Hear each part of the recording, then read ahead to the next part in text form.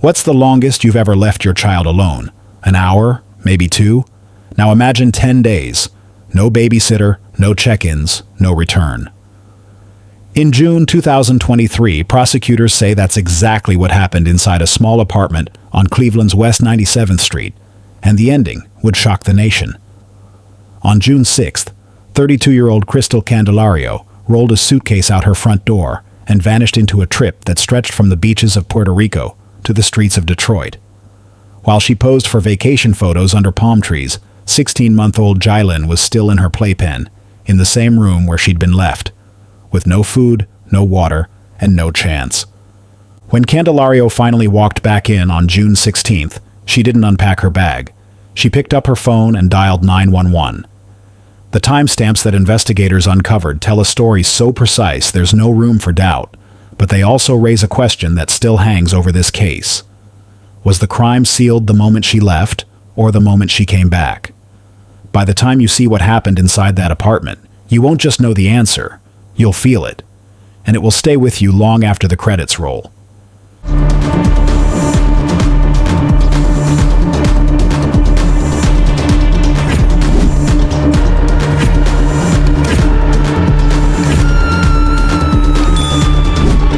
June 6, 2023, began like any other morning in the Cadell neighborhood on the west side of Cleveland. But for 32-year-old Crystal Candelario, it marked the first step in a chain of decisions that investigators would later scrutinize with relentless precision. Her home sat in the 3100 block of West 97th Street, just off Lorraine Avenue, a modest residential stretch where neighbors knew each other by sight, where the sound of children playing in backyards blended with the hum of passing cars. That morning, she walked out of her front door carrying luggage, the kind of heavy rolling suitcase that signals more than an overnight trip. A neighbor's doorbell camera caught her moving deliberately toward her car, placing the suitcase in the trunk, and getting in without so much as a backward glance. The footage, later obtained by detectives, would serve as the first timestamp in a timeline they would painstakingly piece together. That departure wasn't a short errand or a day trip. It was the start of a journey that would span states and oceans, while one crucial address in Cleveland would remain untouched for 10 days. Her first destination was Detroit, Michigan. Investigators learned through travel and transaction records that she didn't immediately board a plane that morning. Instead, she headed north, crossing the Ohio-Michigan border by car, checking into accommodations in Detroit. Why Detroit first? That would later be a question raised in interviews, but the sequence was clear. She spent time there before flying to Puerto Rico. On June 8th, she boarded her flight, and with that boarding pass, she crossed into the heart of her vacation. Isla Verde Beach, oceanfront views, Caribbean waters that sparkled in the June sun. Between June 8th and June 11th, social media posts began to fill in the gaps that official records alone could not. She uploaded images of herself smiling in swimwear, with turquoise waves in the background and captions about time and joy. One caption read, "Time enjoyed is the true time lived."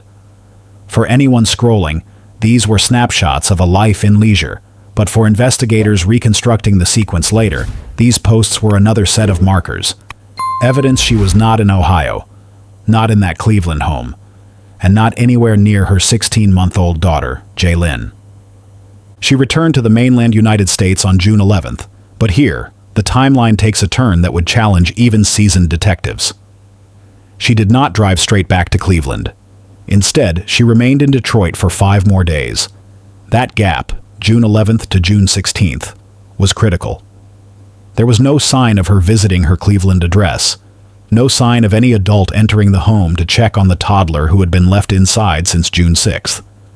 The home sat behind its front door with drawn curtains, its interior unchanged.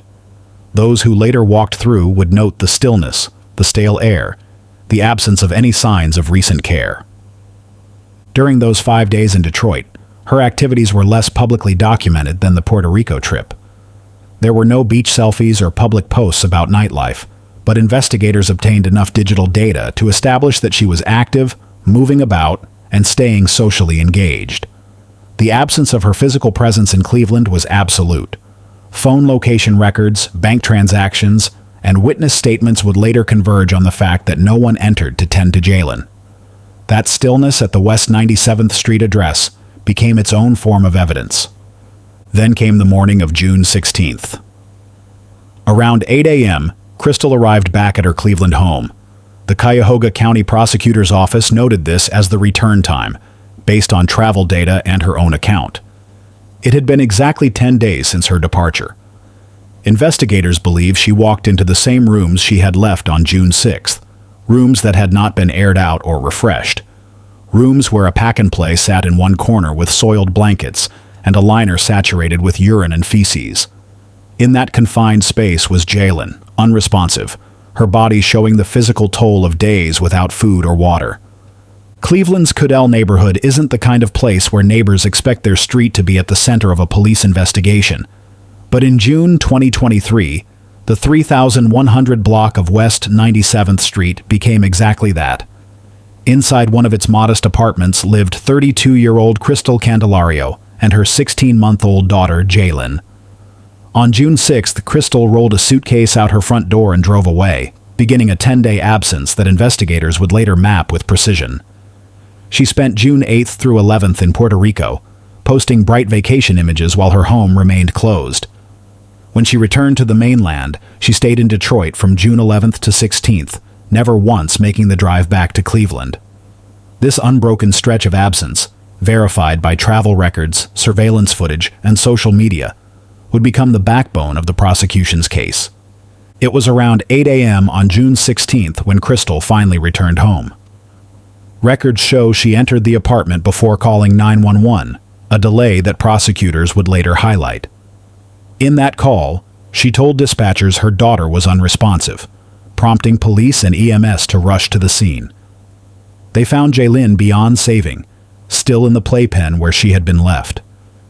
The contrast between the Caribbean beaches of June 8th to 11th and the conditions inside that room on June 16th would stay with first responders and later a courtroom. For prosecutors, the four fixed points, departure on June 6th, Puerto Rico stay, Detroit return without going home, and final arrival on June 16th, formed a clear, irrefutable sequence that left no room for doubt about where Crystal was and where she wasn't. In many neglect cases, investigators face uncertainty, missing footage, conflicting accounts, gaps in documentation. Here, the evidence was airtight. Every day in that 10-day stretch could be accounted for, every absence proven, and no sign of anyone else entering the home to care for Jalen. The timestamps were more than just dates. They were the story itself, a story of absence culminating in tragedy. And while some might argue the most critical moment was the departure, others might point to the first night away, or the morning of return when the consequence became irreversible. In the end, all four carried equal weight, forming the chain that led from that apartment to a courtroom, where those same dates were read into the record before a sentence of life without parole was handed down. Crystal was not an unfamiliar face in her community. Neighbors recall her as the mother of two, Jalen and an older child who was often elsewhere. She had worked as a substitute teacher at Citizens Academy Glenville, a local school where she spent her days around other people's children. That employment ended shortly after her arrest, but before June 2023, it was part of her identity. The school was the structured environment she moved through during the week. Home was another world entirely. In the apartment, the responsibility for Jalen was constant, and unlike in a classroom, there was no shift change, no staff rotation, no one to take over when the hours dragged late into the night. Jalen, just 16 months old, was a child still in the fragile space between infancy and early toddlerhood. She was fully dependent. She could not prepare her own food, fill her own cup, or climb out of a playpen. Her needs came at all hours and without warning. She was last seen alive before June 9th, when a nearby Ring device picked up faint, repeated crying from inside the apartment. That detail, just a few seconds of audio, would later haunt the timeline like a ghost, a static reminder that the apartment was not empty during Crystal's absence. In that moment, the building was holding two realities: a toddler in distress, and the fact that no one crossed the threshold to answer her. In 2021, Crystal connected on Facebook with Henry Garcia, who lived in Ecuador. They began an online relationship and later traveled to the Dominican Republic to spend more time. Before the trip, Crystal had sometimes relied on neighbors for informal childcare.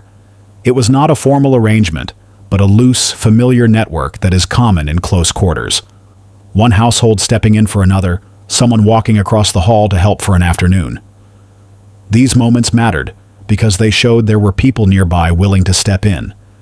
And yet, in the days that matter most to this case, no one was asked to watch Jalen.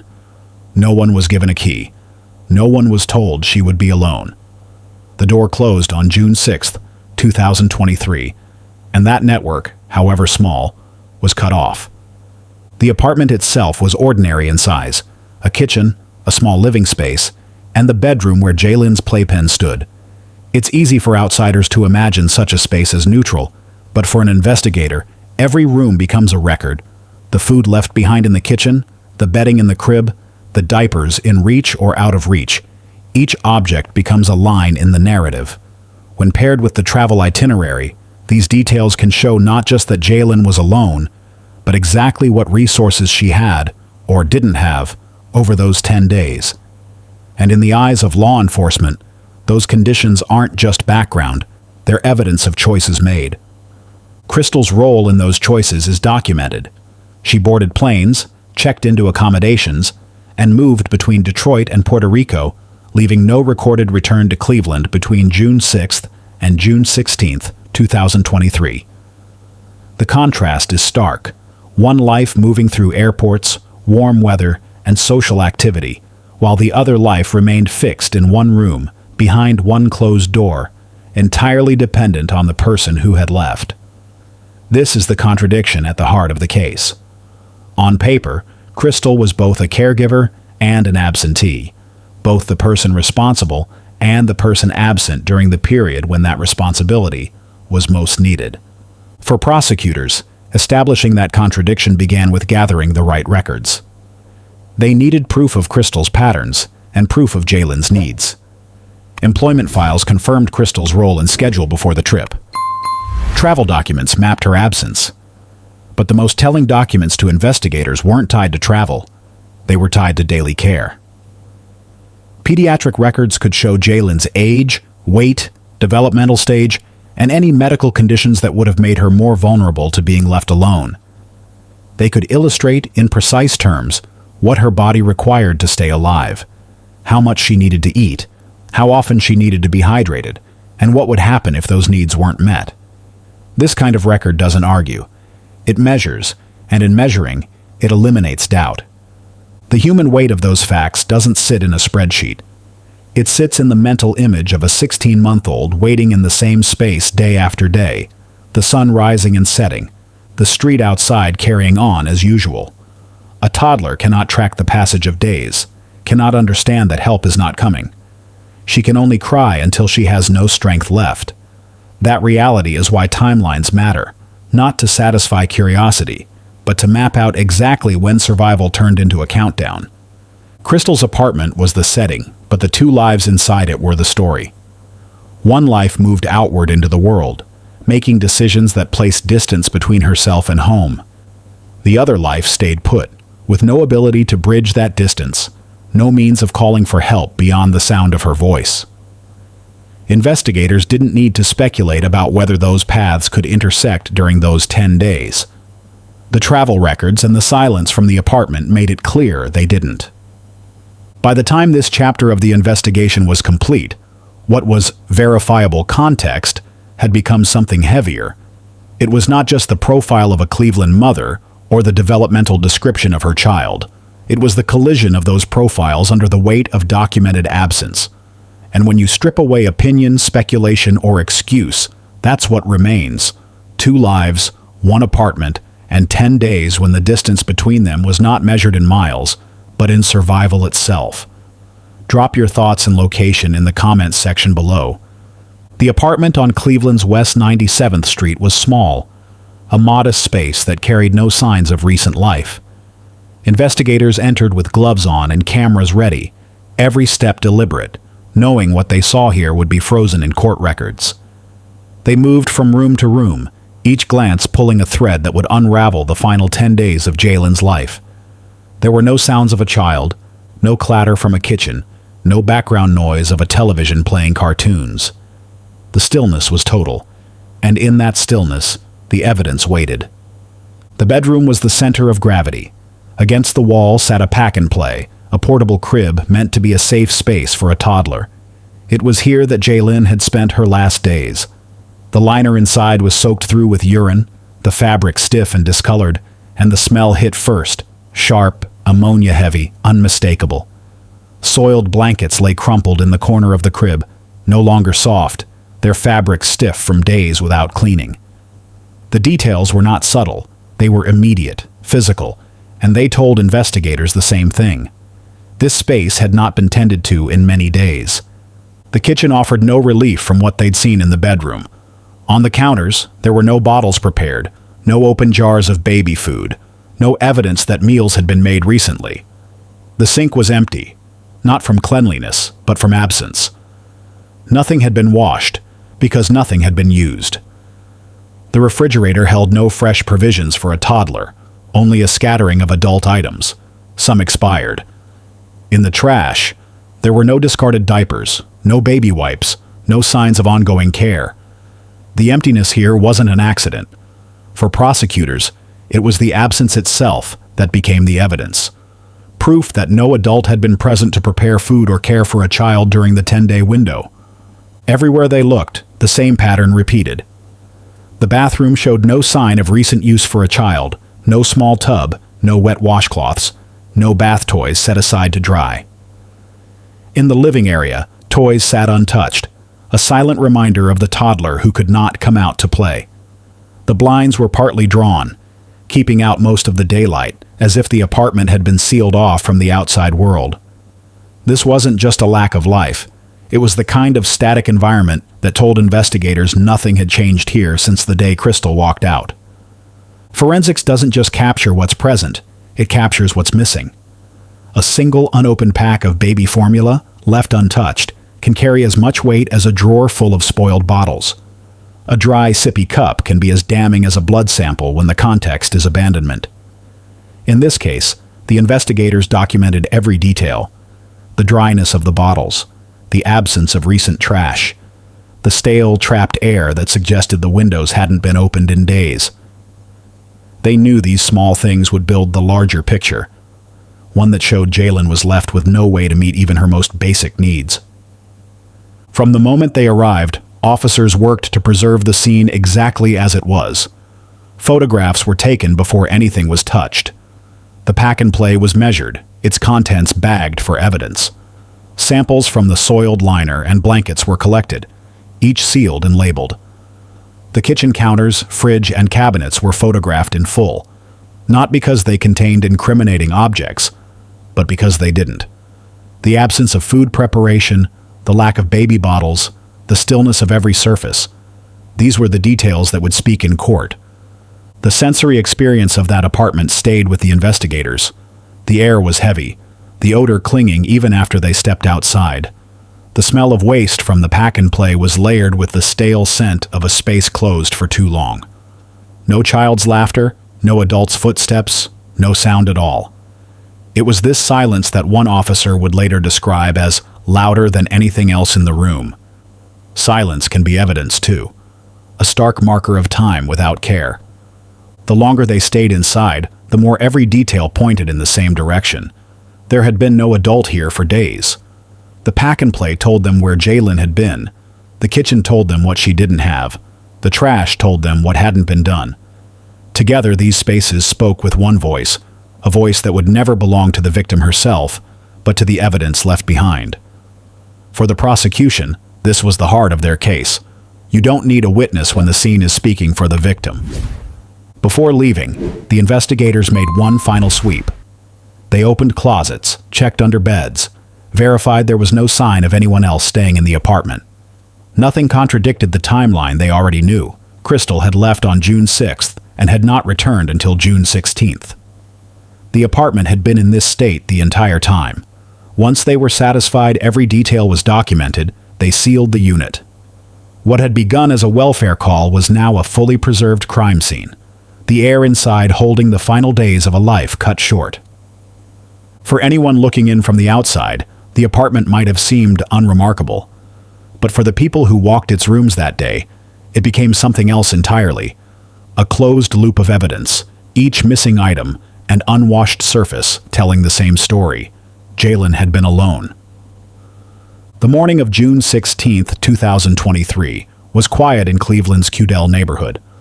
The sun had just begun to climb, casting pale light over rows of modest houses and narrow streets, still damp from the night's rain.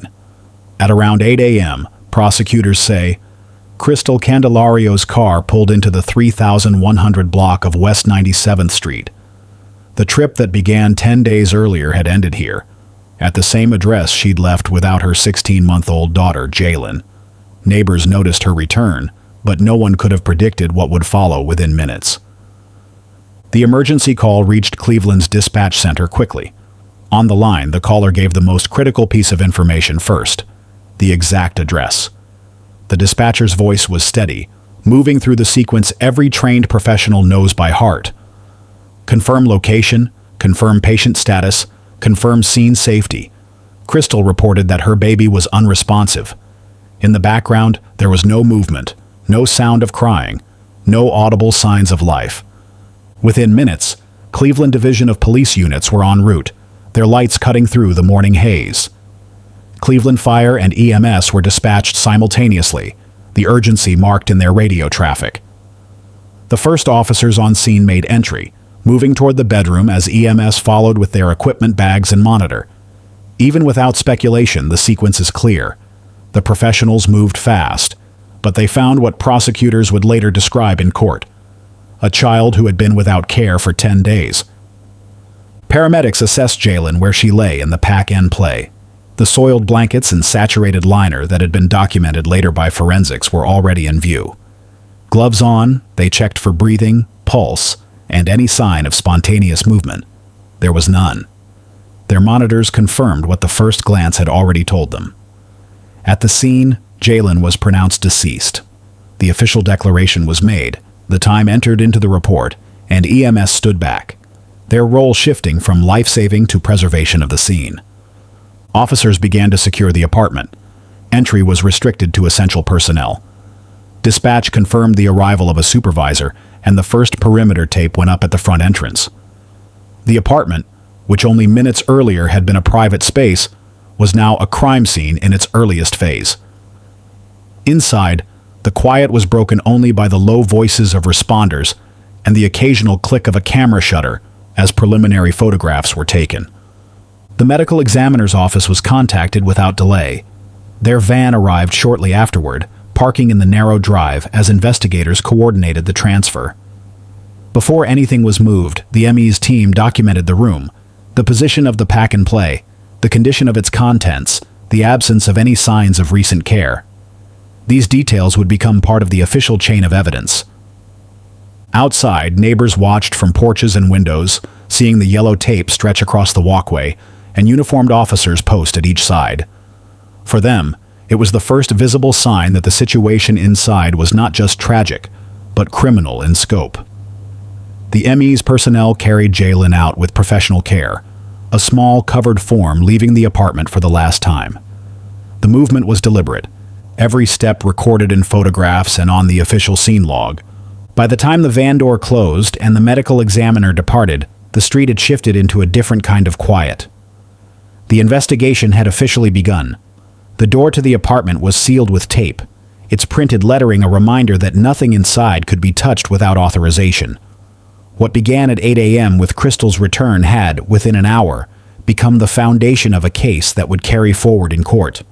And as the morning light climbed higher, the facts of that hour, the arrival, the call, the confirmation, and the pronouncement, were already locked into the official record, preserved exactly as they happened.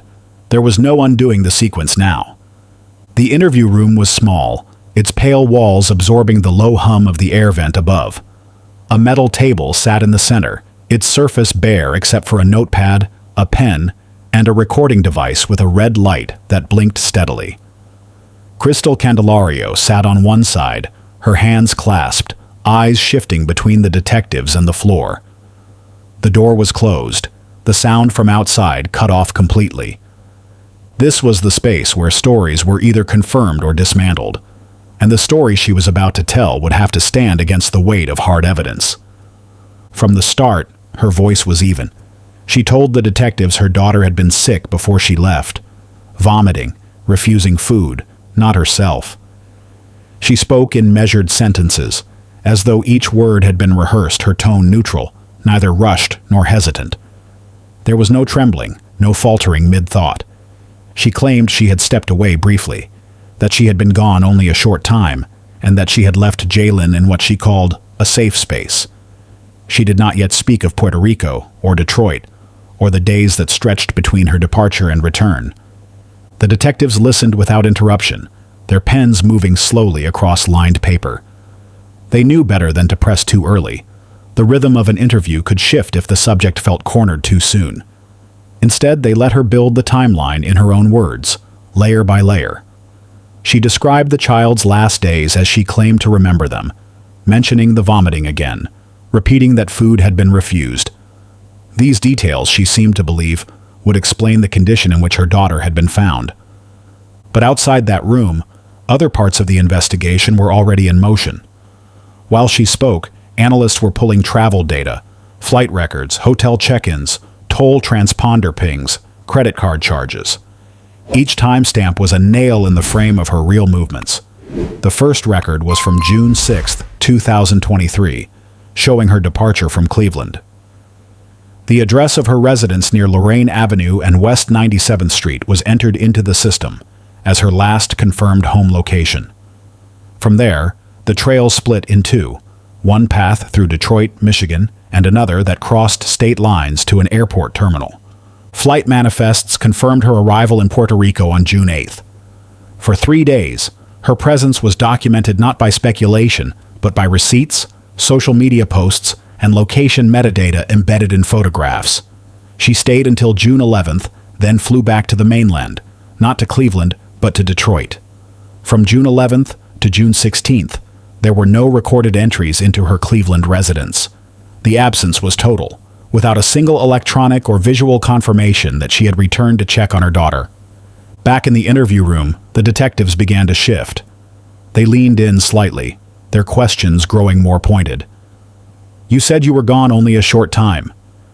Can you tell us exactly when you left and when you came back?" Crystal hesitated now, glancing briefly toward the door.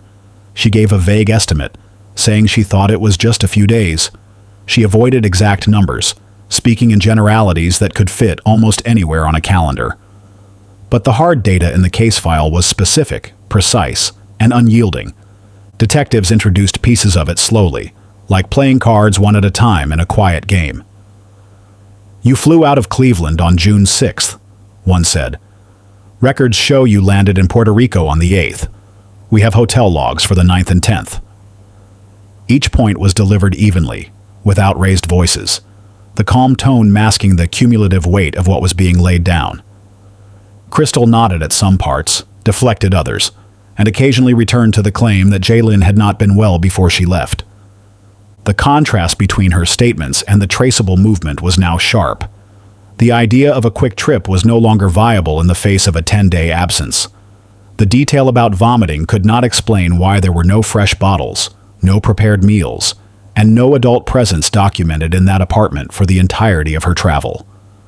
The gap between her version and the verified timeline was widening, and in the sterile light of that room, it became impossible to bridge. Outside the interview, investigators reviewed the two timelines side by side. On one side, Crystal's account: brief absence, sick child, safe environment. On the other, the fixed timestamps of flights, hotel stays, and transactions that placed her hundreds of miles away.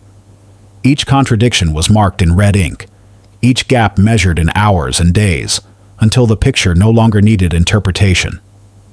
It was not just that she had been gone. It was that the length and nature of that absence were entirely at odds with her initial statement. The most telling entries were from the period between June 11th and June 16th. In her story, these days were compressed, an indistinct blur that could be framed as part of a short trip. But the records told a different truth. She was in Detroit for the entire window, never once returning to Cleveland. This meant that after returning from Puerto Rico, she remained out of state for 5 more days, while Jalen remained in the apartment alone. That fact, once confirmed, became immovable in the chain of events. Detectives returned to the interview room with this knowledge. They did not need to accuse outright. The silence between their questions carried its own pressure. "Help us understand," one said, "how a few days became 10. Crystal looked down, her fingers tightening together, but she did not change her story. The words she had chosen earlier were the words she held on to now, even as the evidence in another part of the building told a different version of her movements. The process of reconciling the spoken timeline with the hard data was methodical. Investigators cross-referenced every location point with her statements, noting where they aligned and where they broke apart entirely. Every receipt, every timestamp, every electronic ping was matched against the hours she claimed to have been home. This was not speculation. It was a side-by-side comparison that either confirmed or disproved each segment of her account. By the end, there were far more red marks than matches. The interview concluded without a confession or a revised statement. She was escorted out of the room, her path leading not toward freedom, but toward the next stage of the process. Behind her, the recording device was switched off, and the detectives gathered their notes. The gap between her words and the evidence was now preserved, ready for presentation in court. For the investigators, this was not about tone or demeanor. It was about the inescapable reality that movements leave traces. You can choose your words in an interview, but you cannot erase the record of where you've been. The truth was not in what she said. It was in the dates, the places, and the hours that could be verified beyond any doubt. And in that truth, the case was moving toward its next, irreversible turn. The apartment was silent now, but the evidence told investigators it hadn't always been that way. From across the narrow street, a neighbor's Ring doorbell camera had been recording, not with video that could show faces or movement inside the home, but with a microphone sensitive enough to pick up sound through the stillness of the night. 2 days after Crystal Candelario boarded her flight out of Cleveland, the system captured a noise that would later become the most haunting piece of this case. The thin, high-pitched cries of 16-month-old Jalen, echoing faintly against the quiet hum of the neighborhood. It was just past 1 a.m. on that recording, and the sound carried a weight no jury could ignore. The unmistakable voice of a living child left entirely alone. Investigators didn't rush this discovery into the public record. They handled the file carefully, knowing that audio evidence is as fragile in interpretation as it is in storage.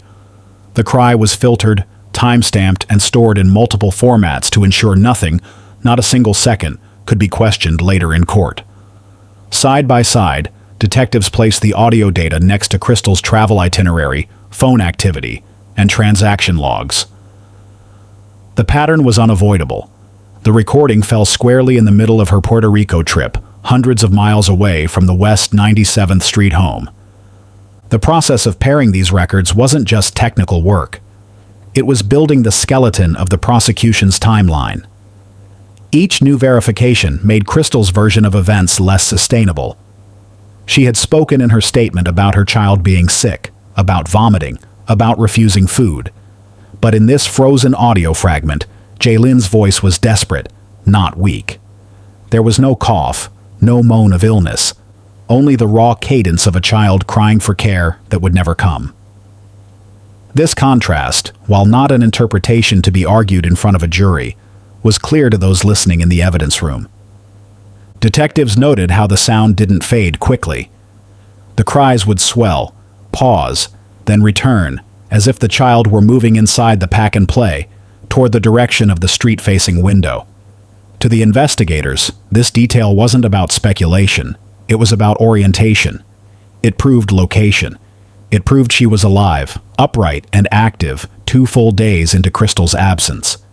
And that mattered because it anchored a precise window. Jalen's life extended well into the period when her mother was confirmed to be away. The choice of whether a jury should hear this audio became a debate in itself. Some prosecutors argued that playing it in court would risk inflaming the jury beyond the evidence, while others believed that no transcript could convey the urgency of those cries. On paper, it would read as a sterile line, "Child crying heard at 1:03 a.m." In reality, the recording was an unbroken thread between a living child and the empty walls that surrounded her. It was not an image the human brain could easily escape. Technicians compared the audio to environmental readings from that night. Wind patterns, traffic noise, the occasional bark of a dog 2 houses down. This was about more than confirming authenticity. It was about removing any doubt that this was Jalen's voice and that the sound originated inside that specific residence. Phone records showed no activity from Crystal during this time. There were no calls home, no messages to check in, no signs of a plan to provide care from afar. The digital trail and the audio recording spoke in the same language: abandonment in real time. When the clip was first played for the lead investigator, the room stayed still long after it ended. Not because the team doubted the chain of evidence, they didn't, but because the sound left an afterimage in the mind. It's one thing to read about a neglected child. It's another to hear the exact moment that neglect was happening. That moment, captured not by an officer's body cam or a surveillance team, but by an everyday security device meant to deter package thieves, became one of the most emotionally potent exhibits in the case. By the time prosecutors assembled the full timeline, flight departures, hotel check-ins, Instagram posts from Puerto Rico, cash withdrawals in Detroit, and the Ring audio at 1:03 a.m. The story was no longer about what Crystal claimed. It was about what the data and the environment had documented without bias. The recording didn't accuse her directly. It didn't have to. It simply existed, fixed in time, paired with everything else they knew, forming a chain so strong it could not be broken in court. In the quiet of the evidence room, the file was labeled and sealed, ready for trial. The device that captured it went back to the neighbor. Life on the street resumed, and the home at West 97th returned to stillness. But in the minds of those who had heard the audio, that street would never be truly quiet again. The cry wasn't just a sound on a recording. It was the last undeniable proof that Jalen had been there, alive and waiting, long after her mother had walked away. The autopsy report was blunt in its conclusion. Jalen died from starvation and severe dehydration. The medical examiner's findings were not ambiguous, not open to interpretation.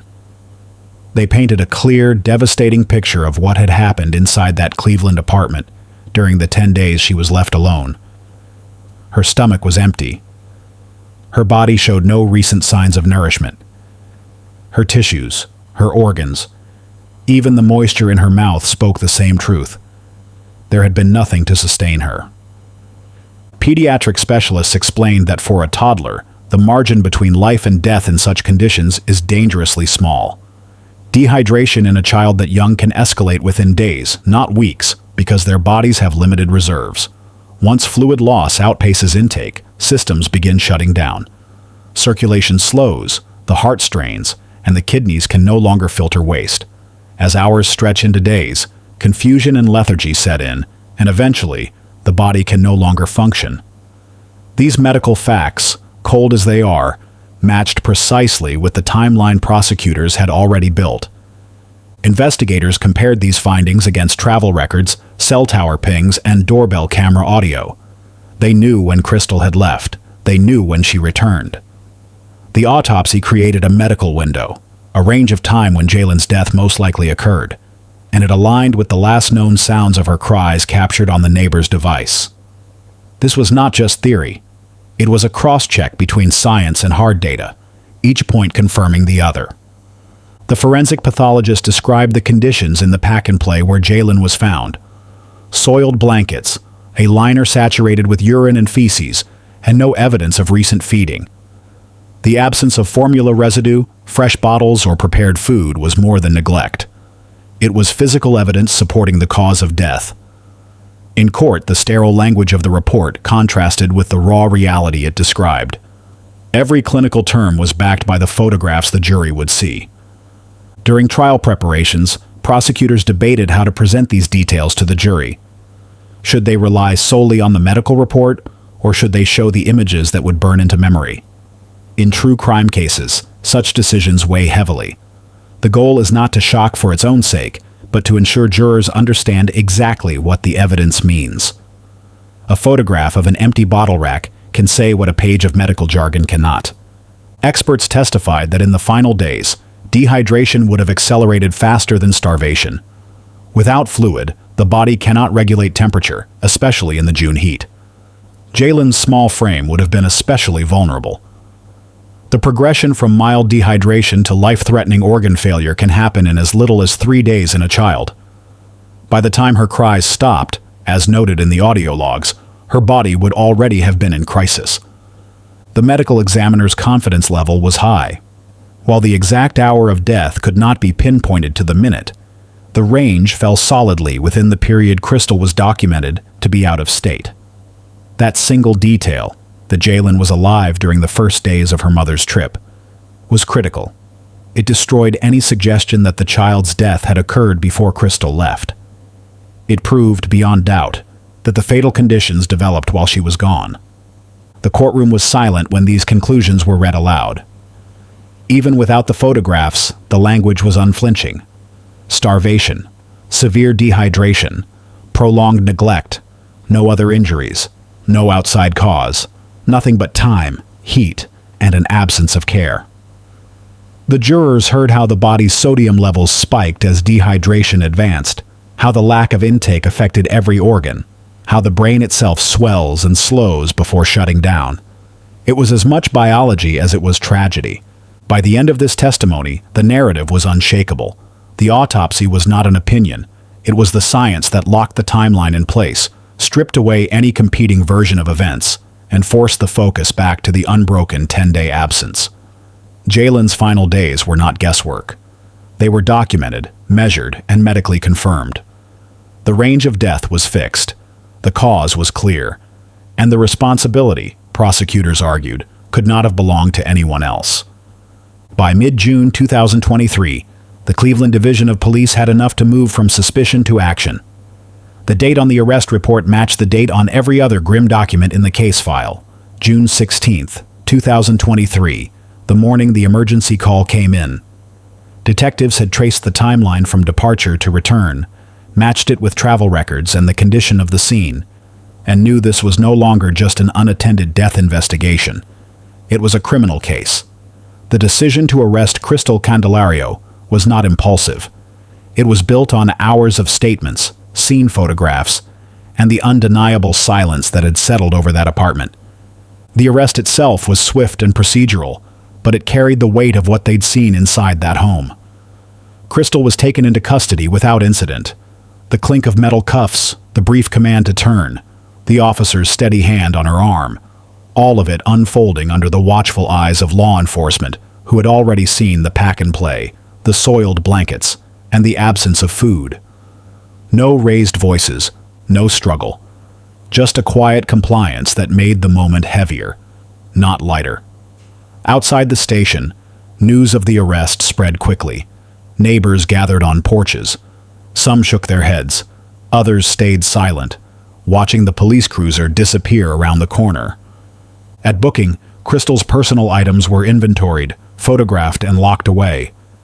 The fluorescent lights made the holding area feel even colder than it was.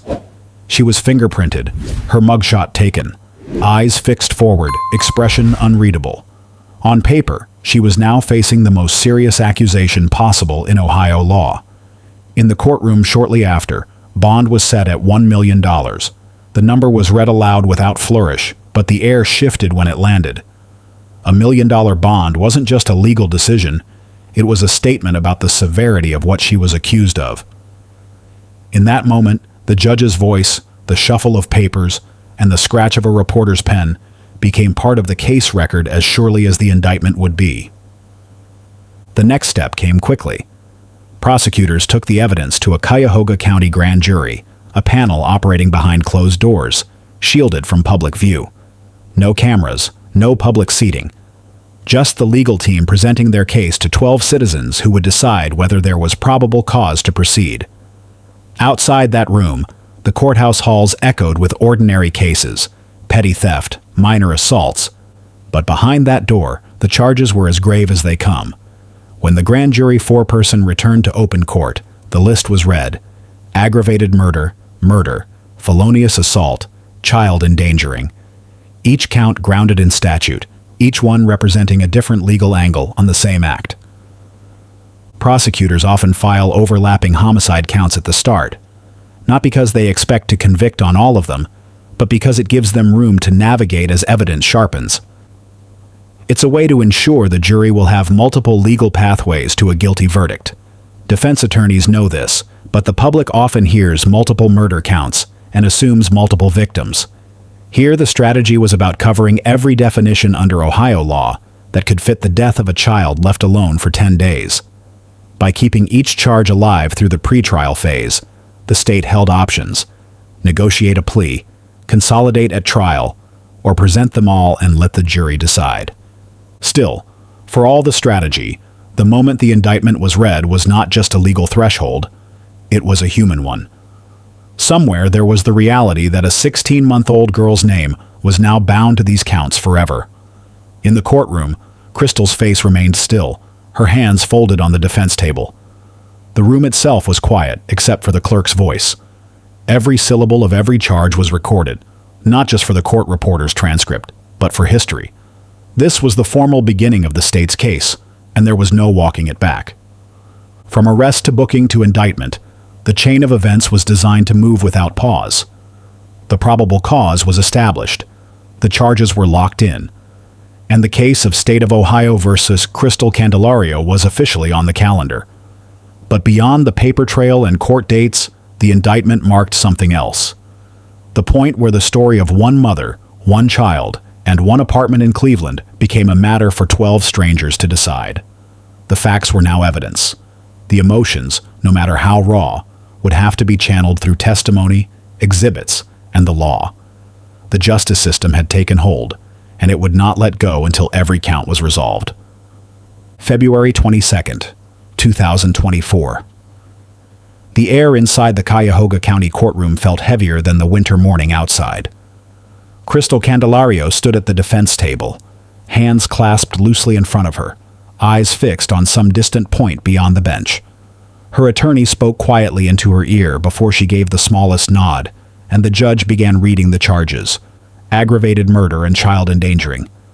The words carried an unshakable finality, echoing faintly off the walls as each syllable marked another step toward the end of a case that had gripped Cleveland for months. When asked for her plea, she answered with a single word: guilty. No hesitation, no elaborate statement, just that one syllable, clear enough for every person in the room to hear. The decision was the result of negotiations between the prosecution and defense, but the scene itself unfolded in stark, simple beats. By pleading guilty to those 2 counts, Candelario secured the dismissal of the remaining charges: murder, felonious assault, and additional child endangering counts, charges that mirrored the same events but carried separate statutory definitions. For the prosecution, the plea meant the facts were locked in. There would be no cross-examination of grieving family members, no weeks of combing over evidence already deemed irrefutable by the forensic record. For the defense, it avoided the risks of a trial where each photograph, each autopsy note, and each Ring camera clip could be replayed in front of 12 jurors and the public. In the gallery, the silence after her plea seemed to stretch longer than the moment itself. Family members of the victim sat with their hands clasped, their eyes either downcast or locked on the table in front of them. A man in the second row, one of the prosecution's listed witnesses, leaned back and exhaled, his relief visible, knowing he would not have to take the stand and recount the last time he saw the child alive. On the prosecution side, a stack of files sat unopened. They would never need to be presented in evidence now, their contents sealed by the defendant's admission.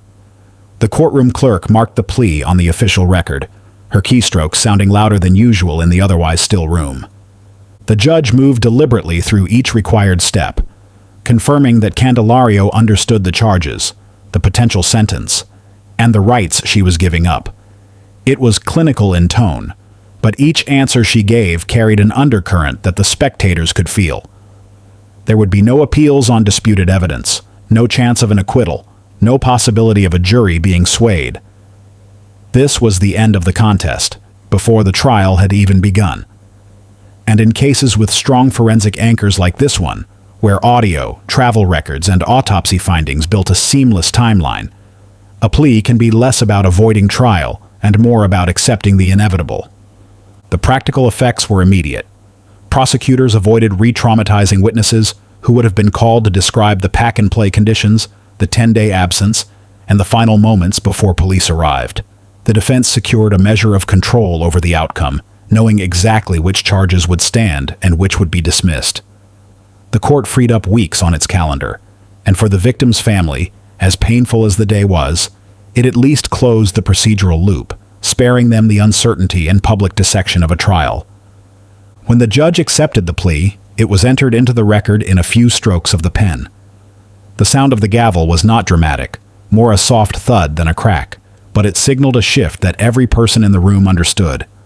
The case was no longer about proving guilt. It was now about determining the sentence for crimes the defendant had openly admitted to committing. As the deputies stepped forward to escort her back into custody, Candelario kept her head down, moving past the rows of silent observers. For some, the day felt like justice served.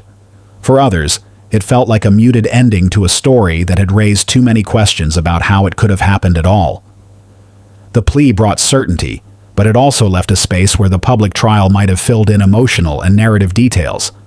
Yet in that room, on that morning, certainty was enough for the court to act. And as the doors closed behind her, the chapter that had begun with an emergency call 8 months earlier now turned toward its final act: sentencing. The sentencing hearing began in a room heavy with anticipation. Every seat in the gallery was filled, the silence broken only by the scrape of a chair or the faint shuffle of papers. At the prosecution's table, Sergeant Teresa Gomez sat poised, her uniform pressed, her notes neatly stacked. She had carried this case from the moment the first call came in, and now, with the court's permission, she stood to speak for Jailin. Her voice was steady, but the weight behind it was unmistakable. Each word measured, each pause deliberate, as if she were determined to ensure the little girl's life was not reduced to a statistic. Gomez described the first moments inside that apartment. She spoke of the pack-and-play, of the smell that met her before she even stepped into the room, of the stillness where a toddler's laughter should have been. The gallery remained motionless, some spectators lowering their eyes, others staring directly at the woman at the defense table. Gomez did not raise her voice, but she didn't need to. The truth in her words cut through the quiet like glass. Jailin was a child who depended on the person she trusted most, she said, the faintest edge in her tone. That trust was not only broken, it was destroyed. When Gomez stepped back, the defense rose. Their mitigation statement was shorter, carefully focused, and deliberately restrained. They acknowledged the tragedy, and they pointed to Candelario's documented mental health history, arguing that it should be considered when weighing her actions. The attorney spoke in low, even tones, stressing treatment records, past struggles, and episodes of depression. But as the narrator, it is my duty to remind you, mitigation is not justification. It does not erase facts, nor does it undo harm. It is only context, offered for the court's consideration, and it exists within the boundaries of the law. At the prosecution's table, the lead attorney returned to the microphone for rebuttal. Their voice was sharper now, leaning into the evidence that had anchored the case from the beginning. They reminded the court of the timeline: 10 days away, no arrangements for care, and the unmistakable ring audio that proved Jailin was alive and alone for part of that time. They spoke of forensics, the starvation, the dehydration, and the fact that there was no medical emergency that could explain the absence of food, water, or basic attention. It was a deliberate choice, they argued, one that could not be softened by circumstance. Then came the discussion of post-offense jail calls. The prosecution explained that these short recordings, captured after Candelario's arrest, were not the ramblings of someone in shock, but deliberate conversations. While the defense objected to their inclusion, the judge allowed a brief excerpt to be played. The room seemed to tighten as the voices echoed, a tone that was casual where the subject matter was anything but. The calls were not long, but they didn't need to be. They were enough to show that remorse, if it existed, was not at the forefront. The judge did not react outwardly, though his eyes remained fixed on the defendant for several seconds after the audio ended. In that moment, the court reporter's typing slowed. The gallery's collective breath seemed to hold, and even the bailiff stood a little straighter. Candelario sat with her hands folded, her eyes fixed downward, the muscles in her jaw shifting slightly as she swallowed. The courtroom remained in that suspended quiet until the judge leaned forward and spoke, signaling that the final phase, formal sentencing, was about to begin. This was the moment everything had been building toward. The prosecution had presented their case, the defense had argued for mercy, and the voices of those most connected to Jaylin had been placed on the record. Yet despite the day's measured order, there was a sense that the air in the room had changed. It was no longer about the trial, or the plea, or even the charges themselves. It was about a child's life, the irreversible choices that ended it, and the court's final word on what that meant under the law. March 18, 2024. The courtroom in Cuyahoga County Common Pleas Court was silent, the kind of stillness where every shuffle of paper and every breath carried weight. Judge Brendan Sheehan sat elevated, robes pressed, eyes fixed ahead. The defendant, 32-year-old Crystal Candelario, stood between her attorneys. Hands clasped, expression unreadable, she faced the moment she could no longer delay. The formality was brief. The judge's voice was even, deliberate, and heavy with the kind of authority that fills a room.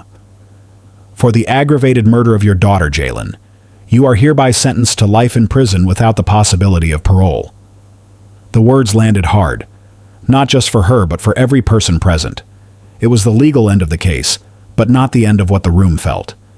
From the prosecution table, there was no visible celebration, only a subtle exhale from the lead prosecutor, a quiet acknowledgement between colleagues that the battle was over. On the defense side, her attorney's hand lingered a moment on the table before dropping away, the papers in front of him untouched.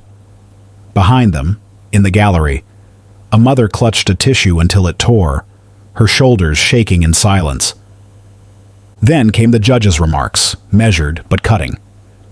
He called her actions the ultimate betrayal, reminding her that while she would have guaranteed meals, clean water, and shelter in prison, her toddler had been left without even the most basic necessities of life.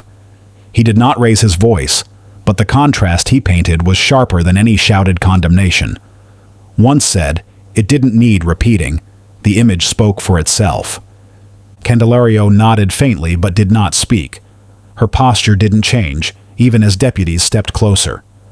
The judge closed his file, the gavel struck once, and the sentence was sealed in law. There would be no parole, no second chance, no appeal to leniency. She was led from the courtroom without looking back, the chain at her ankles barely audible under the hum of the ventilation system. Outside, the courthouse doors opened to a gray Cleveland sky. Reporters called out for comment, but the prosecution walked past without answering. In that moment, the story no longer belonged to the lawyers. It belonged to the record, to the community, and to the memory of a 1-year-old girl whose voice had been silenced. Every case leaves behind two stories: what happened and what can be done to make it less likely to happen again. This one is no different. But facts alone, while essential, don't close the conversation. If anything, they open it. They leave space for communities, agencies, and neighbors to look at how, in moments of crisis or neglect, there might be ways to intervene before tragedy becomes inevitable. This doesn't shift blame from the person responsible. Nothing does. But it acknowledges that patterns of isolation, stress, and silent distress can build unseen. They are the cracks in the walls of daily life that, if left unattended, can widen into disasters. One practical measure is the idea of regular wellness checks, simple scheduled contacts that can be initiated by friends, neighbors, or local community organizations. These are not about intrusion, but about connection. A phone call every few days, a quick knock on the door, or even a shared group chat can keep someone from falling completely out of sight. In homes with children, especially those under 5, the absence of regular contact is a warning sign that should trigger outreach. The effort costs minutes, but the difference it can make is immeasurable. Another approach is establishing emergency caregiver networks. This means having a small, trusted list of people, family members, friends, or vetted community volunteers, who can step in if a parent or guardian has to leave unexpectedly. The network works both ways. The caregiver knows they have support, and the child is never left without supervision. Cities can partner with nonprofits to maintain lists of approved, trained emergency caregivers, so there's no question of who to call in a crisis. These networks have existed in some communities for years, often informally. Formalizing them could be the difference between safety and risk. For those watching this story unfold from afar, the instinct might be to turn away once the verdict is read and the sentence is passed. But part of honoring a victim's memory is making their story matter beyond the headlines. In Jalen's case, that could mean supporting legislation that funds emergency childcare programs, volunteering with local family support services, or even organizing neighborhood safety check-ins. The most effective solutions are often local, rooted in the specific needs and resources of a community. The verified facts of this case will never change. The departure on June 6th, the days in Puerto Rico, the days in Detroit, the return on June 16th, the plea in February 2024, the sentencing in March 2024. They are fixed points in the record. What remains open is the question of how to prevent the next fixed point timeline from ending the same way. And so, as the credits on this chapter of the story approach, the camera lingers not on the courthouse, but on the faces of everyday people, neighbors answering their doors, volunteers at community centers, teachers at school pickup lines. People who, without knowing it, could one day be the link between someone's worst moment and the help they didn't know they could ask for. What's one community action that could meaningfully reduce isolation for at-risk caregivers? Your answer might not just be an opinion. It could be part of a prevention story we tell in the future. Have you heard about this case? Leave your thoughts and location in the comment section below. Subscribe and hit the notification bell for more true crime stories.